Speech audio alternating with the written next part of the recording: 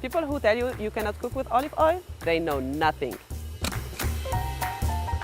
To grow great olives, you need a lot of sun, a good irrigation, and a fertile soil. When it comes to the harvest, we handpick. We don't like using machines. The quicker you pick, the more rest the tree gets, so the harvest is going to be better next year. Now pay attention because this is going to be quick.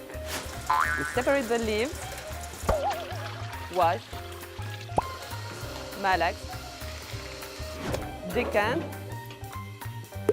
centrifuge, put into the tanks, filter, and then bottle. You can put it on salad, meat, fish, even fry with it. You can use it for your hair, for your skin, for your body. Why do you think we look so young? We're done? Yay!